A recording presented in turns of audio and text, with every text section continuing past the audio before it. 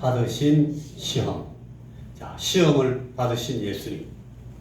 예수님께서 시험을 받으셨습니다. 여러분, 우리가 아침에는 지금 어떤 성경을 강의하고 있습니까?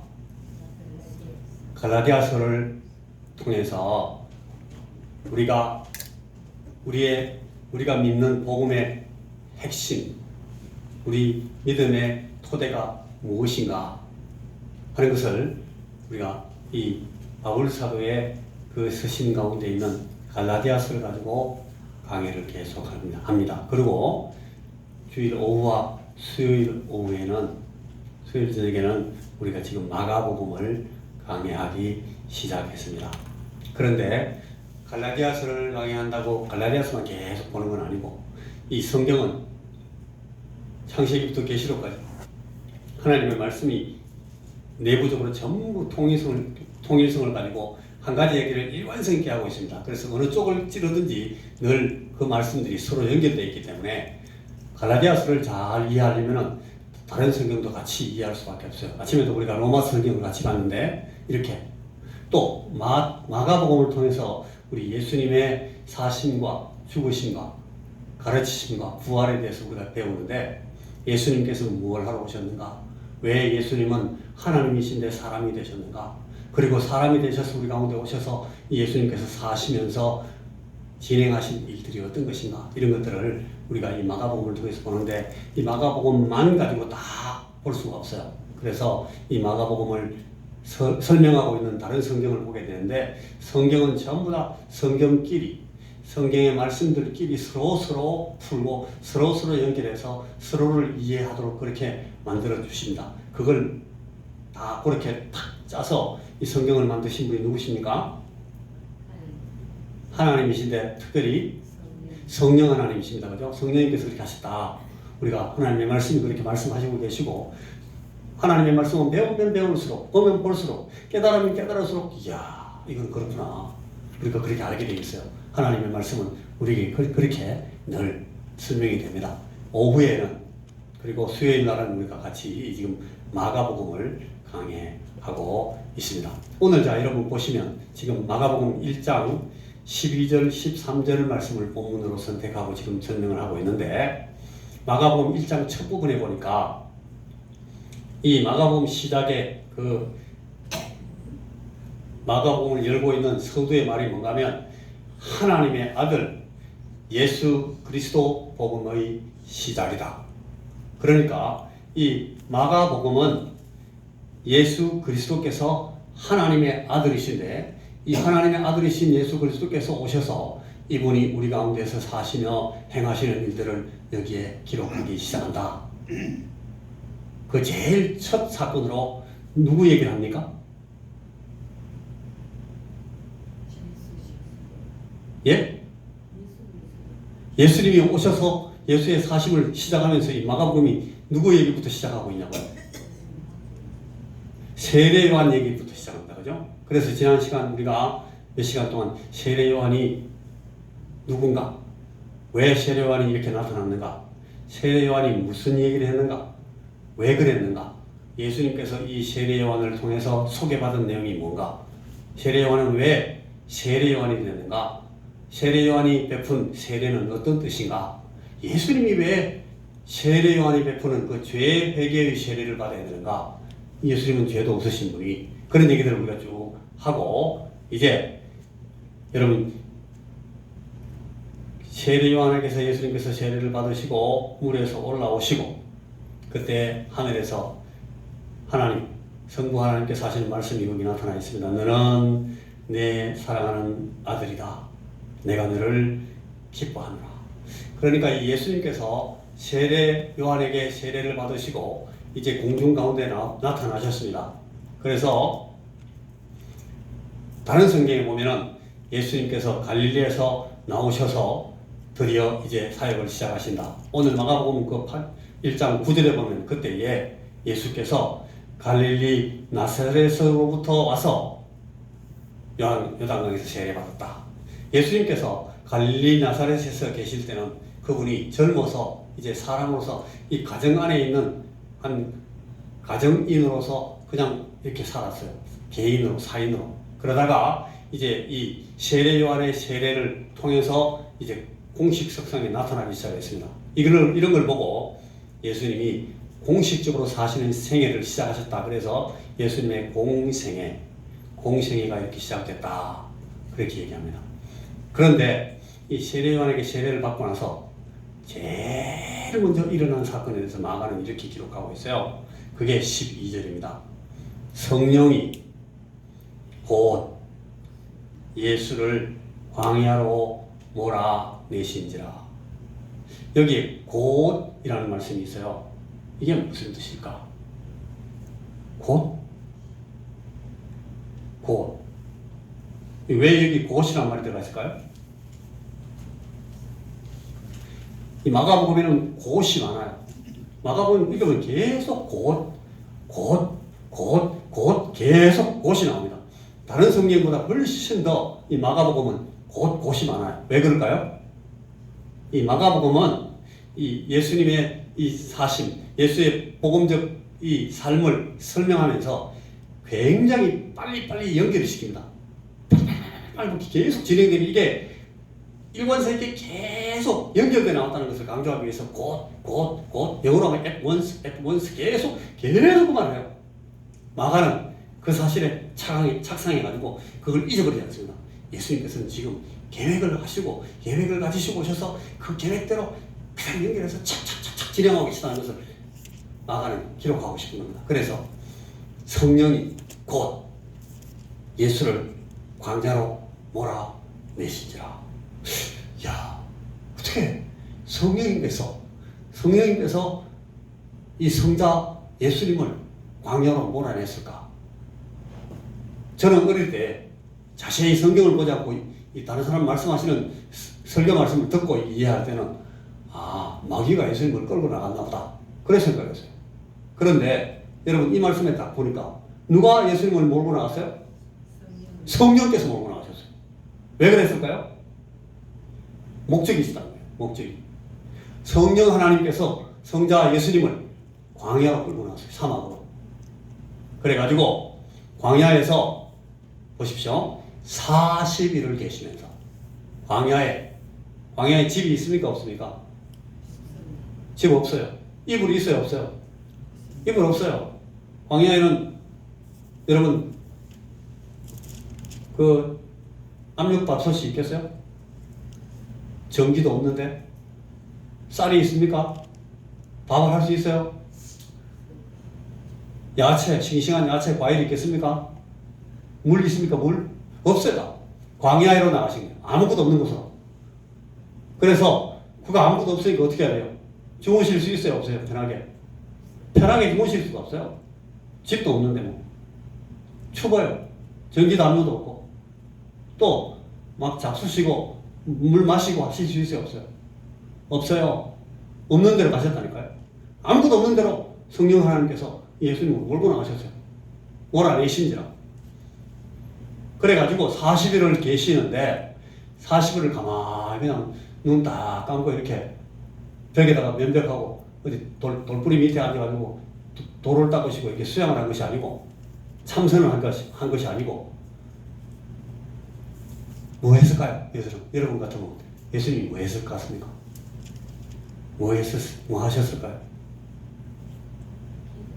기도하셨겠죠.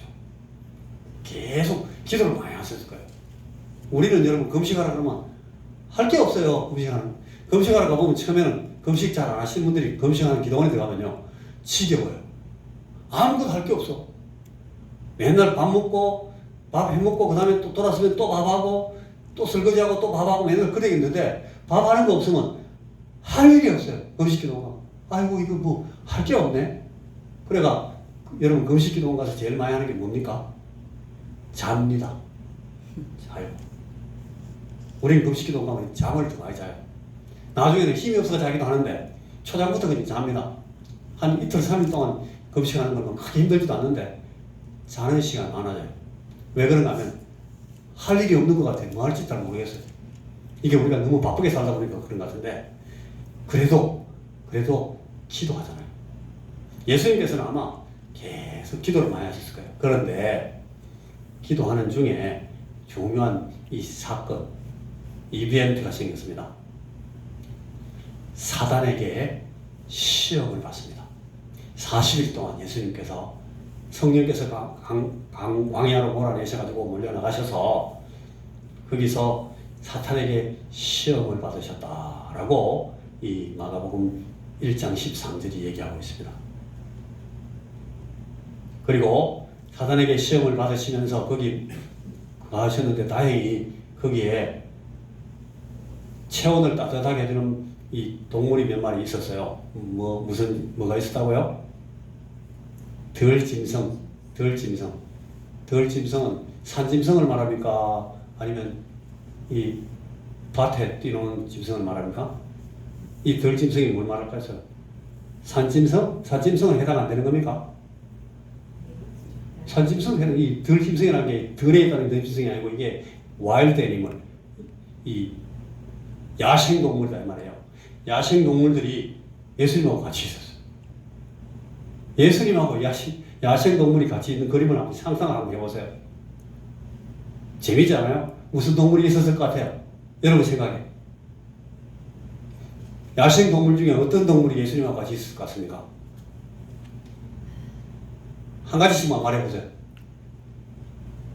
제가 이렇게 자꾸 웃는 이유가 있어요. 실제로 생각해보라는 거예요. 실제로. 무슨 짐승이 있었을 것 같아요?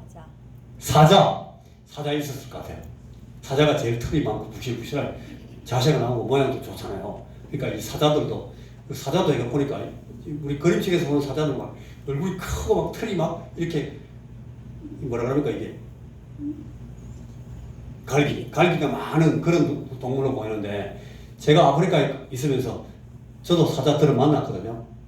실제로 야생 사자를 제가 길에서 만난 적이 있어요. 죽을 뻔했어요.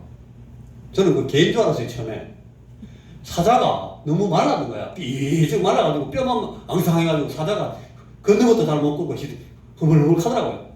그래 이게 뭐 개인가 이거 가만히 보니까 사자입니다. 사자. 이 동물에는 사자가 고랑고사 공원이라고 자연공원이 터져가지고 거기서 동물들 다 취하는 거예요. 음식을 안 주니까 돌아다니면서 막 굶어가지고 이 사자가 힘이 하나도 없어가지고 비실비실하면서 이 논두렁 위로 이렇게 걸어가는데 저도 길 가다가 또 저 개인 줄 알고 동물 개가 있나 싶어서 지나가다가 또 보니 사자인 거예요. 깜짝 놀래가지고 제가 조심해서 뒤로 슬슬 물러갔습니다. 혹시 바로 들까 싶어요. 이 사자가 들었다고 이렇게 보디만 또 지게 그냥 갑니다. 괜히 건드렸다가 나한테 맞을까 싶어가지고 사자가 겁나서 도망가더라고요. 그런데 이 예수님 옆에 있는 사자는 아마 굶은 사자가 아니고 털이 좀 부실부실하고 있는 사자 아니겠어요? 그래야 좀 예수님 곁에 그 사자가 있으면 주님이 좀 기대기도 하고 예수님은 사자들하고 얘기도 잘 하셨을 거예요. 그러니까 니 어디서 났노? 뭐하고 놀다 와 있노? 예수님은 몇 마디 물으시고 하고 그러면 사자가 또 예수님한테 구기는 말도 하고 그랬겠어요? 자, 사자 있었다. 또 무슨 동물이 있을까? 예? 까마귀하고 까치. 아, 예, 그것도 가능하겠습니다. 까마귀, 까치들도 있었을 것 같은데, 근데 까마귀, 까치가 사자가 있으면 옆에 못 오지 않겠어요? 나무에 옆에 앉아 있을 수 있어요. 저 그것도 야생동물 맞으니까 또 뭐 있을 것 같아요? 호랑이는 그 없는데 중동에는 호랑이 없잖아요. 그래도 호랑이들이 또 뭐 인도에서도 그 예수님 만나면 갔을지도 모르겠네. 그래, 호랑이 한 마리 있었다 칩시다. 또 무슨 동물? 쥐 있었겠습니까? 쥐? 야생 쥐? 쥐는 좀 없었겠죠, 그죠? 쥐가 갔다가 사자한테 탁 밟혀가지고 막 자기는 뭐 재미없잖아요. 쥐는 곡식도 있어야 되고 아, 그렇죠. 쥐는 곡식도 있고 먹이가 있어야 되는데 예수님한테 뭐 얻어먹을 거 없는데 그죠? 안 갔겠죠. 소 있었겠습니까? 우리 이용권 권사님 소 많은데. 소는 없고 늑대가 있었겠다요. 소는 왜 없습니까? 야생동물이 아니니까. 들짐승인데 이 소는 집짐승이잖아요. 소는 없고 늑대 있었을 것 같아요. 늑대. 예, 늑대 있었을 거예요. 늑대들이 아마 막 이렇게 중동에 있는 늑대, 울프, 덜개 비슷한 그런 늑대들이 이런 것들이 아마 있었겠죠. 늑대가 제일 있었을 가능성이 많은 것 같아요. 곰 이런 거는 잘 없었을 것 같고 호랑이도 없었을 것 같은데 성경상에 있다 보니까 있을 수도 있겠고 늑대가 많았을 거예요. 늑대나 하이에나 이런 것들이 막 예수님 주변에 막 있고 뭐 길 잃어버린 말이나 그냥 집에서 키우다가 밖에 나가지고 완전히 야생동물화 돼버리는 그 낙타나 이런 것들도 와 있었을지도 몰라요. 네, 그런 것들이 예수님과 함께 있었다. 예수님이 참 신기하잖아요. 예수님이 그 동물들하고 그것도 나가지고 광야에서 짐승들하고도 같이 계시고 말이에요. 근데 예수님이 그렇게 계셨다니까 같이 짐승들하고 있었구나. 그리고 제가 이제 요 부분을 생각을 묵상을 하면서 왜 사자가 있었다고 생각을 했는가 하면 이 성경 구약 예수님 앞에 나오는 예수님 오시기 전에 있었던 성경들을 쭉 읽어보면 사자 얘기는 굉장히 많아요. 그죠? 다니엘 얘기도 그 사자 나오고 막 사자굴에 사자 얘기 막 나오니까 이 짐승하면 그냥 성경에서는 사자가 탁 나타나는 것 같아요. 다윗도 사자 그냥 아가리 찢어버리고 죽이잖아요. 곰도 거기에 야생 그 반달곰 같은 게 있었던 말이죠. 곰 한 마리 사자한테 잡혀가지고 완전 사자아이가 다윗한테 잡혀가지고 아가리가 확 찢어졌습니다. 곰도 있을 것 같고 그래서 제가 이제 사자가 있었겠구나 생각을 했는데 근데 그 들짐승들만 있는 것이 아니고 예수님을 수종드는 그런 이 피조물들이 또 있었어요. 누구예요? 천사들은 이 예수님 주변에 늘 있었어요. 네. 그리고 그리스도의 제자들, 우리 예수님의 이 후예들에게도 천사들이 다 늘 있습니다. 예수님께서 천사들을 보내셔서 섬기게 하십니다. 여러분들은 어떻습니까? 우리 주변에도 천사들이 늘 있습니다. 그래서 천사들을 통해서 하나님께서 아주 신비한 방법으로 놀라운 방법으로 우리를 이렇게 도와주시게 돕게 섬기게 그렇게 하십니다. 제 친구 중에 아프리카에 선교할 때 제 친구 중에 로드니 하인이라는 친구가 있는데 이 로드니 그 하인의 부인 이름이 엘리예요. 엘리. 이 로드니하고 엘리는 같이 이렇게 사역을 한번 했는데 많이 하는데 한 번은 로드니가 이 랜드크루저 차를 끌고 가다가 그 진흙탕에 빠졌어요. 여러분 그 아프리카에서 진흙탕은 그냥 우리 동네에 그냥 지나가면 꾸역물 팍 튀는 그런 진흙탕이 아니에요. 들어가면 차가 확 막혀버립니다. 빠지지도 않고 바퀴 돌려도 왱 지어서 돌아가고 나오지도 않고 막 아주 곤란합니다. 이게 완전히 굳을 때까지 지나오지도 못해요. 그래서 여기서 저 앞에 모이는 데까지 하는데 15일씩 걸리는 데도 있어요. 저쪽이 모이는 여기서 한 우리 내강 건너가서 저 뒤에 그 개수리 앞에 들판까지 그 정도 다 보여 이렇게 보여. 안에 물론 나무 같은 거 정글도 많고 한데 그 보이는데 그까지 가는데 15일 걸린다니까요. 15일. 진흙탕이 빠져. 그게 아프리카 진흙탕이에요. 그런데 한 번은 이 로드니가 끌고 들어갔다가 그 모잠비크에서 그 진흙탕에 빠졌어요. 빠져가지고 아무리 해도 못 나오니까 로드니는 키가 좀 쪼매나요. 저보다 키가 더 작아요. 사람이 딱 단단하고 딱 버려진 백인인데 기계 잘 만지고 비행기 조종사기도 하고 그래요. 그래서 그걸 막 해보려고 막 하는데 엘리 이 사람은 좀 약간 공주 타입이거든요. 이 사람은 자기 남편 그 막 부정물에서 막 튀기면서 얼굴에 막 진흙탕 박으려고 막 하고 있는데 저 뒤에 나무 밑에 딱 앉아 있습니다.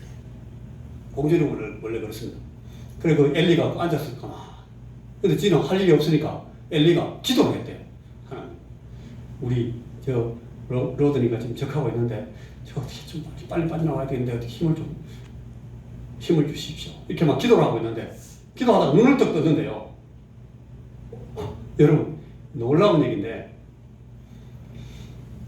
덩치가 이따가는 천사가 내려와가지고 로드니가 막 낑낑대고 있는데 그 옆에 어디면은 뒤에 그 범퍼 있대. 뒷범퍼 거기 손을 팍 들어가 푹 들어가 진창 밖으로 밀어내거든요. 그걸 이 엘리가 뒤에서 본 거예요.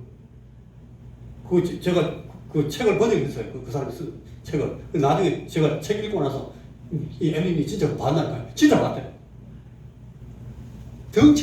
덩치가 아주 좋은 천사도 있는가 봐요. 아니면 엄청 천사가 나와가지고 두 손을 갖다가 뒤에 범퍼 뒤에 팍 집어넣으면 확 들어가지고 확 밀어올렸다는 거예요. 이 로드니는 그 밑에서 익하고 있다가 갑자기 차에 벌떡 일어나서 나가보니까 놀래가지고 왜 차가 왜 나왔지? 그래 요 차가 나왔어. 이러니까 엘리가 뒤에서 야, 내가 다 보고 있었어. 방금 이상한 몸짱 천사가 가지고 확 밀고 나갔어. 지금 갔다. 그렇게 말하라는 거예요. 그런 일들이 선배짓을 많이 있어요. 많아. 말도 안 되는 소리하고 있는 가면서 옆으로 쓱 얼굴 돌리시는 분 계신데 진짜입니다. 제가 엘리가 로드니가 거짓말하는 사람이 아니에요.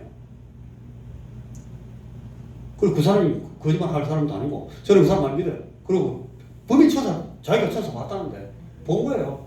여러분 이 가운데 천사 보시는 분도 있을 수도 있어요. 선교사님 봤습니까?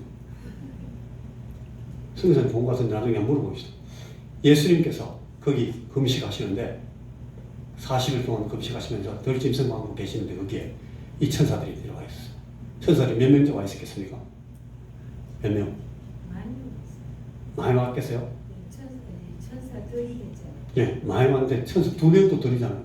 3명도 드리고 많이 하면 우리는 한 50명 돼야 많이 한데 제 생각에는 한 너댓 명만 하면 안 되겠나 싶어요. 뭐 칼리도 많이 없는데 대명 와가지고 그 칼리 좀 없는 천사들은 그 짐승들 이렇게 쓰다듬고 있고 또 어떤 사람 예수님 다리 주물러드리고 이래 안 했겠어요? 그죠? 그랬겠습니까? 안 그랬겠습니까? 이런 선생 그랬겠지?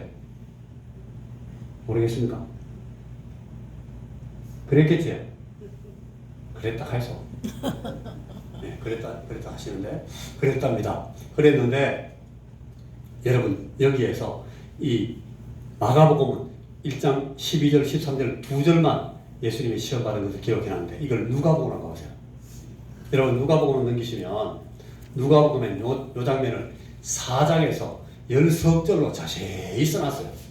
그러니까 마가복음에서 설명이 잘 안 되는 부분 너무 요약해놓은 거는 누가복음에 가보면 더 많이 알 수 있었어요. 누가복음 4장에 가면 4장 1절 2편 예수께서 성령의 충만함을 입어 요단강에서 돌아오사 광야에서 40일 동안 성령에게 이끌리시며 아까는 몰아내신지라 여기서는 이끌리시며 마귀에게 시험을 받으시더라. 시험을 하는 주체가 누굽니까? 시험은 누가 해요? 마귀가. 그런데 그 시험장으로 끌고 나가신 분은 누구? 성령께서 끌고 나가십니다. 그래서 이 모든 날에 아무것도 잡수시지 아니하시니 날수가 다하네. 며칠이 다 됐다고? 예, 한 40일 동안 계획을 하셨는데 40일이 다 된 거예요. 40일 동안 아무것도 안 잡수고 계시니까 배가 조금 고플까요? 안 고플까요? 많이 고파요. 네, 많이 고프셨을 겁니다. 줄이신지라. 이때 3절, 4절에 한 가지, 그 다음에 5절, 6절, 7절, 8절에 하나, 그리고 9절, 10절, 11절, 12절까지 하나, 이렇게 3번 마귀가 이 예수님을 아주 시험하는 것이 3장면 나와요. 3가지 정도 주제를 가지고 예수님을 어찌 흔들었구나. 여기 여러분 시험한다 라는 말은 마귀에게 시험을 받으셨다. 이 시험한다 이 말은 다른 말로 아주 더 신선한 말로 바꾸면 따라해 보십시오. 도전. 예수님께 도전했다는 거예요. 당신이 하나님의 아들이야? 그래? 그러면 죄도 없겠네? 죄 없지. 괜히 사람의 몸을 입고 왜 여기 와가지고 사람같이 와 있어? 실대면서 하지 말고 네 용건이 뭐야? 예수님께서 물으시니까 이 마귀가 첫째 여러분 뭐라고 시험을 할 수가 없어요. 3절 마귀가 이르되 네가 만일 하나님의 아들이거든 이 돌들에게 명하여 떡덩이가 되게 만들어라. 이 하나님의 아들이면 얼마든지 그래 할 수 있잖아. 이 돌들에게 명해서 떡덩이가 되게 해라. 여러분 여기 떡이란 말은 옛날에 번역하기 전에 원래 영어 성경에는 이게 빵으로 돼 있어요. 빵. 이 사람들이 먹는 빵. 여러분 그 파리바게트 같은 거 하면 빵 조그마한 빵 있잖아요. 예? 로브스가 로우빵. 이 빵이 돌이 이만한 돌 가지고 예수님께서 빵으로 어떻게 만들면 이렇게 또 빵이 되겠죠? 예수님 그렇게 할 수 있어 없어요? 있어요. 왜? 하나님이신데 얼마든지. 이 예수님은 천지를 만드신 분이시거든요. 말씀으로 천지를 지으신 그 하나님이 이 예수님이시거든요. 요한복음 1장에 그렇게 나왔잖아요. 이분을 통해서 이 땅에 나타나지 않은 것이 없어요. 이분이 다 만드신 거예요. 그러니까 이 돌 가지고 빵 만드는 건 아무것도 없는 데서 빵처럼 만드는 데까지 그 돌 가지고 빵으로 막 바꾸는 거는 아무것도 아니지 뭐. 예수님한테. 물 가지고 포도주 만드는 거? 이게 일 아니에요. 예수님한테는 아무것도 아니에요. 그러니까 하나님의 아들이면 이렇게 할 수 있잖아. 니 배고프지 말고 이거 떡떡이를 만들어 가지고 맛있게 떡 좋아하잖아. 빵. 그렇게 마귀가 처음에 시험을 했어요. 도전했다는 거예요. 도전해서. 하나님의 아들 맞아? 그럼 이거 한번 해봐. 해가지고 먹어. 예수님께서 대답하십니다. 주의 말씀에 기록되기를 신명기 8장 말씀이에요. 사람이 떡으로만 살 것이 아니다. 어제인가? 그저께인가? 제가 새벽에 이 말씀 나와서 조금 설명해 드렸는데 우리는 여러분 주님도 그렇고 주님이 세상에 사람으로 사실 때도 똑같고 오늘 우리도 마찬가지입니다. 우리는 떡으로만 사는 것이 아닙니다. 여러분 우리는 빵만 열심히 먹고 밥만 열심히 먹고 떡국만 열심히 먹고 한다고 우리가 우리의 삶을 살 수가 있는 것이 아니에요. 우리는 무엇으로 살아야 돼요? 하나님의 입으로 나오는 말씀으로 살아요. 이게 굉장히 중요한 말인데 이걸 아주 피상적으로 들으면 그냥 귀로 설교 듣는 걸 말하는 것보다 그거보다 훨씬 더 실제적이고 더 강력한 말씀입니다. 이 말씀은. 여러분 하나님 입으로 나오는 말씀이 우리를 완전히 바꿉니다. 우리의 삶의 환경을 완전히 바꾸고 우리 앞에서 새로운 일이 일어나도록 만드는 것이 이 하나님의 말씀이에요. 주의 말씀을 우리가 보다가 이 말씀에서 이 말씀이 살아나오는 말씀으로 역사할 경우에는 우리가 이 말씀 때문에 놀라운 일을 경험하게 됩니다. 예를 들어서 여러분 우리가 막 이 아픈 사람들 이 암 걸려가지고 암 걸린 사람들 이런 사람들이 막 고통받을 때 치료하는 방법이 하나님께서 늘 이 주의 말씀을 쓰십니다. 이 말씀을 가지고 말씀을 주시면서 이 주의 입으로 나오는 말씀 때문에 사람이 완전히 확 바뀝니다. 우리 몸이나 우리의 삶의 이 상태가 처음에 우리가 가지고 있었던 그 상황하고 영 다른 본질로 바꿔내시는 것은 하나님의 말씀의 능력이에요. 어제 제가 전화했을 때 우리 박개인 목사님이 그 말씀하신 거예요. 목사님 그거 아프지? 아픈 거 그거 하나님 말씀으로 고쳐야지. 내가 전달해 줄게. 이사야서 53장 말씀. 주께서 우리를 대신하여 채찍에 맞아서 우리가 나음을 입었다는 말씀 있잖아요. 그 말씀 믿고 목사님 그거 안 아파야 돼. 하나님이 치료하시면 후유증 없어. 걱정하지 말고 하나님 앞에 그 말씀 가지고 기도하라. 그러면서 기도합시다 목사님. 하면서 기도해 주시죠. 그게 하나님 말씀의 능력을 믿는 사람들의 행동이에요. 예수님께서 대답하십니다. 사람이 떡으로만 살 것이 아니다. 하나님이 입으로 나오는 말씀으로 산다. 그 말씀을 마태복음에 보면 이 장면에서 똑같이 그 말씀을 하고 있는 걸 볼 수 있어요. 자, 요게 예수님께서 첫 시험. 두 번째 5절 보면 마귀가 또 예수를 이끌고 올라가서 순식간에 천하 만국을 보이며 가로되 이 모든 권세와 그 영광을 내가 네게 주리라. 이것은 내게 넘겨준 것이므로 나의 원하는 자에게 주노라. 그러므로 네가 만일 내게 절하면 다 네 것이 되리라. 여러분 마귀가 예수님께 이렇게 말했어요. 이 사실입니까? 천하 만국을 이 모든 권세와 영광을 줄 수 있습니까 마귀가? 여러분 제가 묻고 있는데 왜 대답을 안 하세요? 이것은 내게 넘겨준 것이므로 나의 원하는 자에게 내가 준다. 맞습니까? 안 맞습니까? 이게 사기입니다. 사기. 이게 거짓말이에요. 이 사탄이 예수님한테 거짓말하는 거예요. 예수님이 그거 쏟겠어요? 이 사탄은 완전 거짓말쟁이거든요. 얘들은 완전 거짓말만 전문가이기 때문에 우리나라에 그런 사람들이 있어요. 조심해야 돼요.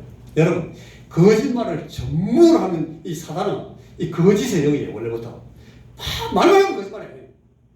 지가 다 가질 때 이 모든 권세와 영광을 내가 네게 줄 수 있어. 하나님이 내게 주신 거야. 누구 앞에서 지금 거짓말하고 있어요? 하나님 앞에서 거짓말하고 있어요. 이 사단이 이런 짓을 한다니까. 이 예수님께 지금 도전하고 있는 거예요. 네가 만약 내한테 굴복하면, 내한테 절하면 이거 다 네게 줄게. 그러니까 천하만국에 있는 모든 것이 이 영광을 가지고 이 예수님께 딜하고 있는 거예요, 지금. 예수님께서 말씀하십니다. 예수께서 대답하여 가라사대 기록되었다. 기록하기를 주 너희 하나님께 경배하고 다만 그를 섬기라. 이놈의 자스가 모든 권세와 영광을 다 네가 가졌다고? 맞아, 죽으라니. 하나님께 속해 있는 거야, 그거는. 하나님께 경배해야지. 내가 네한테 무슨 예수님께서 그걸 딱 거절하시고 사단을 물리치십니다. 자, 그 다음 보면 9절부터 또 세 번째로 이제 끌고 예수님 예루살렘으로 올라가서 성전 꼭대기에 세우고. 자, 예수님께서 지금 어디 계셨어요, 원래? 광야에서 누구 하고 있었어요? 들짐승들하고 또 천사들하고 같이 있었는데 갑자기 이끌고 예루살렘 성전으로 갔어요. 성전 꼭대기. 어떻게 갔을 것 같아요? 어떻게? 택시 불러가지고 갔어요? 말 타고 갔습니까? 네? 순간이동 했다고요? 아니고, 제가 보기엔 이게 환상입니다. 사단이 이 환상 가운데서 예수님하고 지금 딜하고 있는 거예요. 제 생각입니다. 그거는 뭐 정확하게 이거다 저거다 말할 필요 없고, 나중에 알고 싶으면 예수님한테 물어보면 됩니다. 그때 예수님 말 타고 갔습니까? 비행기 타고 갔습니까? 그때? 헬기 탔습니까? 물어보십시오. 헬기 잘못하면 큰일 나잖아요. 여기 보세요. 네가 만일 하나님의 아들이거든 여기서 뛰내리라. 꼭대기 위에서 팍 뛰내리라는 거예요. 여러분, 우리 예배당 우리 예배당 10m도 안 돼, 높이가. 여기 올라가 보면. 근데 이 위에서 밑으로 보면요. 발발발 떨립니다. 한 번씩 사단에서 늘져본 사람들은 더 겁납니다. 제가 한번 늘져봤기 때문에.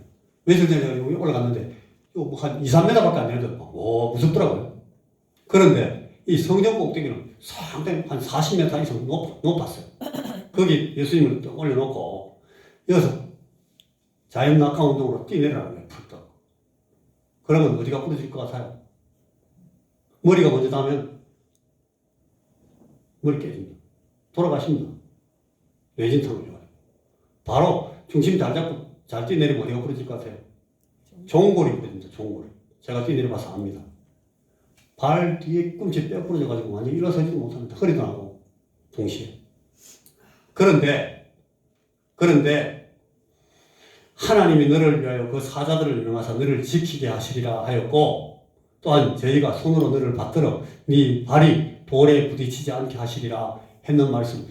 당신 자꾸 기록되었을 때 하니까 나도 기록되었을 때 한번 얘기해 보는데, 구약성경에 이런 말씀 있잖아. 하나님의 아들이 뛰내리면 천사들이 쫙 와서 탁 받아줄 거야. 예수님한테 그렇게 도전했어요.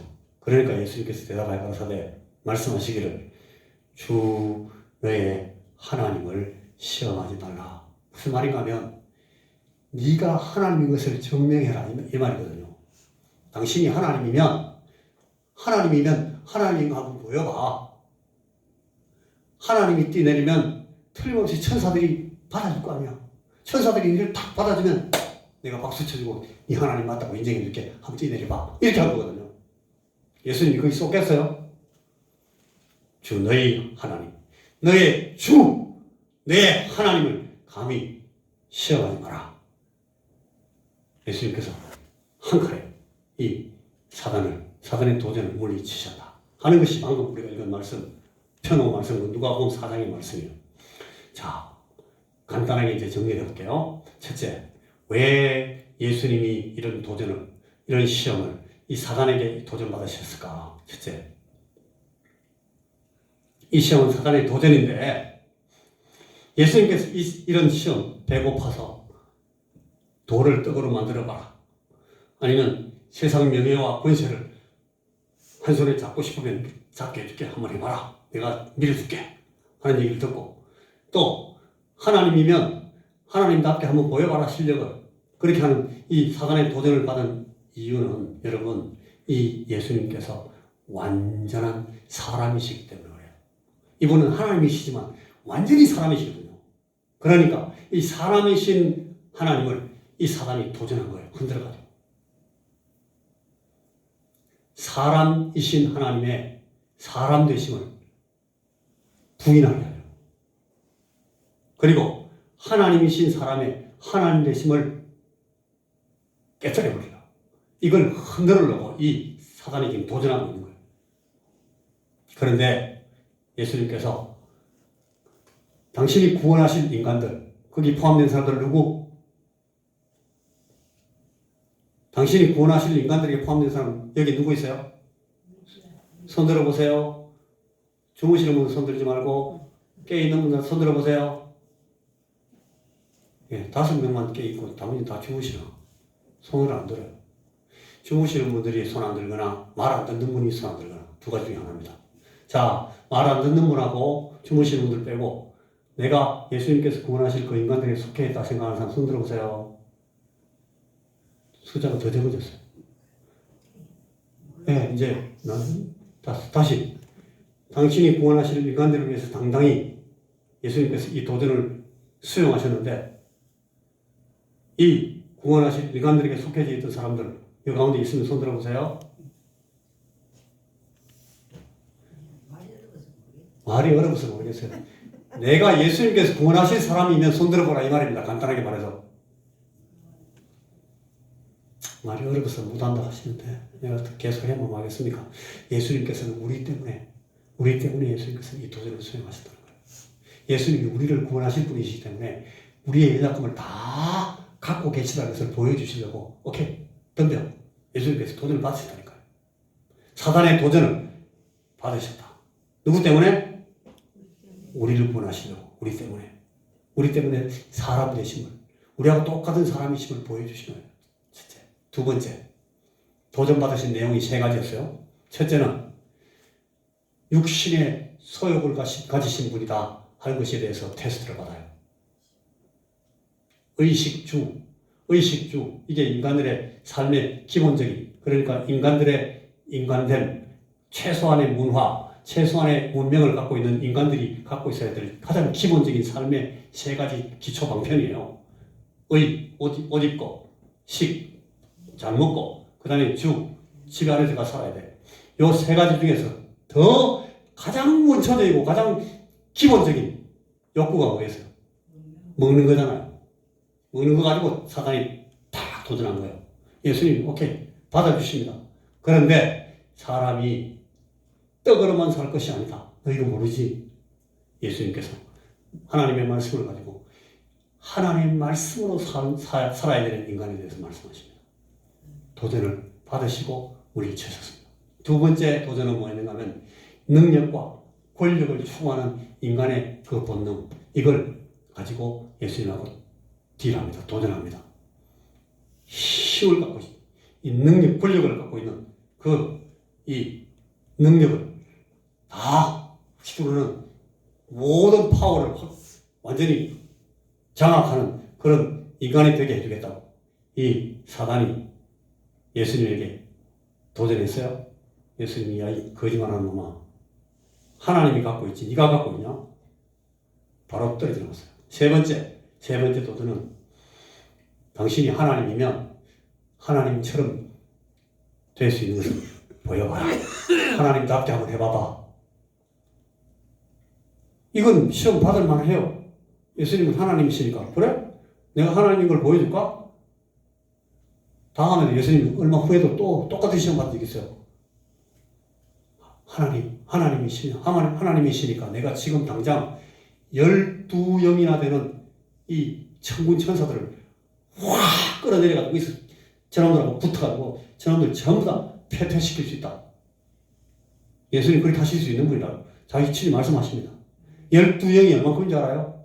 12영이면 기본적으로 잡아가지고 한 8,000명. 8 곱하기 12 얼마입니까? 96,000명. 이 간편 사단병력으로 해가지고 한 영이, 한 사단이니까 12영이면 96,000명, 한 10만 명의 역사를 한꺼번에 주님께서 확 불러내려가지고 이 유대 그 종교 지도자로 붙어가지고 싸울 수 있다니까요. 그 몽치 들고 검 들고 아주 막 깜짝거려서 하는 놈들 이거 예수님께서 천사를 불러내가 싸움 붙이면 게임도 안 돼요. 이렇게 소대만 해도 끝나는 거예요. 그런데 주님은 그 12영인한테는 그 천군 천사들을 부를 수 있는 분이에요. 그런데 안 부르셔요.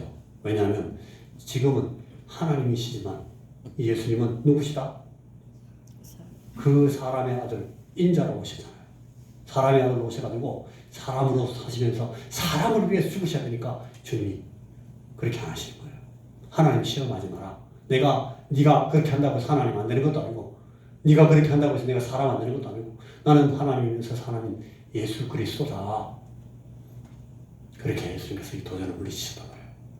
자, 세 번째 마지막으로 요약은 이렇습니다. 도전을 물리치신 그 사람의 아들, 그 인자 예수님. 인간은 하나님 입에서 나오는 말씀으로 살도록 지어졌다. 우리는 밥만 먹고 살 수 있는 것이 아니고 피조물이 아니에요. 우리 인간들은, 여러분, 인생들은 밥만 먹고 배만 두드린다고 살 수 있는 게 아니라니까요. 우리 인간들에게 뭐가 필요해요? 하나님의 말씀이 필요해요. 말씀이 없으면 그 인간은 건강하게 살 수 있어요, 없어요? 제대로 살 수가 없다는 거예요. 이걸 몰라요. 이걸 모르면 넘어가요. 누구한테? 사단에게 넘어가요. 하나님의 말씀으로 나오는, 하나님으로 나오는 말씀을 가지고 사는 것을 모르면 인간답게 살 수가 없어요. 예수님께서 가르쳐 주신 거예요. 이 시험을 통해서. 두 번째, 여러분, 나라와 권세와 영광은 누구에게 있어요? 영원토록 하나님께 속한 것이다 하는 것을 예수님께서 이 시험 받는 장면에서 그걸 천명하시는 거예요. 주님께서 천명하시는 내용이 나라와 권세와 영광은 오직 누구에게? 하나님께 있다. 네가 갖고 있는 게 아니야. 왜 거짓말하고 있어? 사단은 거짓말했지만 주님이 속지 않습니다. 마지막으로 하나님은 하나님이시고 스스로 계신 분이에요. 이 하나님을 하나님인가 아닌가 시험하고 도전할 대상이 아니라는 거예요. 이 하나님은 하나님이십니다. 그 하나님 앞에 까불다가 어떻게 돼요? 너 완전히 깨진다. 완전히 박살난다. 너 죽는다. 이 문자 써. 예수님께서 그렇게 물리치신 거예요. 사단은 거기서 아무것도 얻지 못하고 그냥 틀레 그냥 갔습니다. 졌죠. 어떻게 예수님을 흔들어가지고 주님께 도전해서 이길 수 있겠어요? 주님이 그렇게 물리치셨습니다. 자, 마귀가 여기 누가복음 4장 13절에 보니까 마귀가 모든 시험을 다 한 후에 얼마 동안 떠나니라. 마귀가 이 사단은 이미 완전히 패배한 것을 그 장면에서 확인합니다. 그리고 망가지고 지가 부서지고 완전히 다 깨지더라도 최대한 예수님께 상처를 내고 사라지기로 결정하고 이제 숨고르게 들어간 거예요. 이 사단이 할 수 있는 최대한의 그 노력으로 예수님을 무릎 떠대가지고 어디를 상하게 했어요? 예수님의 발꿈치를 상하게 할 거예요. 그만큼 사단이 도전합니다. 그러나 결코 이 사단이 예수님을 이기지 못했죠. 여러분, 그것이 오늘 우리가 마가복음 1장 12절 13절에서 읽은 말씀의 내용입니다. 자, 오늘 이 파란 글씨를 다 읽고 우리가 말씀을 마치겠습니다. 시작. 예수님은 나의 대장이시오 내 인생 전투의 지휘자십니다. 이제 제게 새 생명을 주시고 승리와 성공만 있는 싸움에 저를 배치하셨사오니 제가 제 싸움을 주도하지 않게 하시고 저를 붙들어 세우셔 지휘하여 주옵소서. 저는 완전히 명령에 복종하여 싸우겠습니다. 예수님을 지휘관으로 모시고 예수님의 그 장군 되신 예수님의 지휘 아래에서 이 싸움을 싸우면 사단이 3번 시험하는 것이 아니라 30번, 300번, 3000번 시험하고 돌아도 우리는 이길 수 있다 하는 것이 오늘 이 말씀 통해서 예수님께서 우리에게 보여주신 이 승리의 공식입니다. 기도하겠습니다. 주님, 우리에게 이 승리를 베푸신 것, 승리한 사람들의 편에 서게 해주시고 이기게 해주시는 것을 감사합니다. 우리가 주의 입으로 나오는 모든 말씀으로 살게 하시고 우리 하나님께 의지하고 하나님께 속해 있는 그 나라와 권세와 영광을 늘 찬미하고 하나님께 영광을 돌리는 사람들이 되게 하시고 그 우리 하나님 되심을 우리가 늘 기쁘시게 찬송하고 하나님의 놀라우신 그 영광을 노래하면서 우리가 하나님을 기쁘시게 하는 그런 삶을 우리의 삶 가운데서 살아가는 그런 승리하는 그리스도인이 될 수 있도록 주여 우리에게 날마다 새 은혜를 필요한 대로 부어 주시옵소서. 예수님 이름으로 기도하옵나이다. 아멘.